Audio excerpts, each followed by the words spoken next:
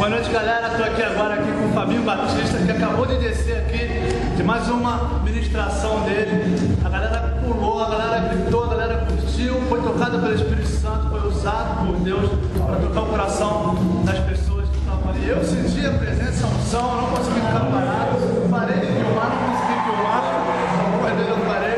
E o que eu quero pedir para o Fabinho é o seguinte: como que está o seu coração?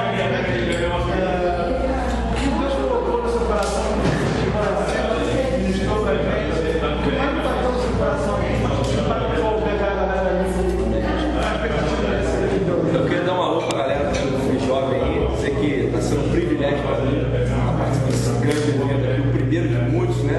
E creio que a emoção para mim em cima foi muito grande, porque eu senti a coisa de Deus.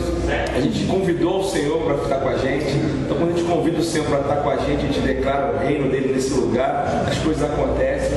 E eu fui mais uma vez, pela misericórdia, usado, né, para poder ser canal de Deus nessa noite.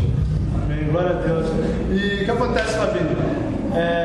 Hoje foi o primeiro evento, foi a primeira participação do Senhor no Jovem Vale.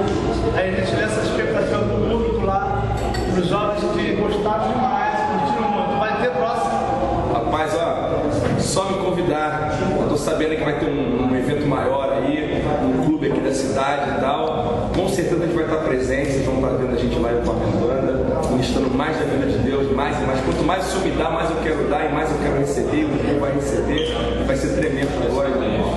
Glória a Deus. Esse aí é o Fabinho Batista, homem ungido, homem de Deus, vai estar com a gente aí na próxima. E você? Tá vendo como é que tá o som lá fora? Curtiu os vídeos, curtiu o som? Vai ter próxima, dia 7 de julho, o PB vai estar com a gente. Eu espero você lá, galera.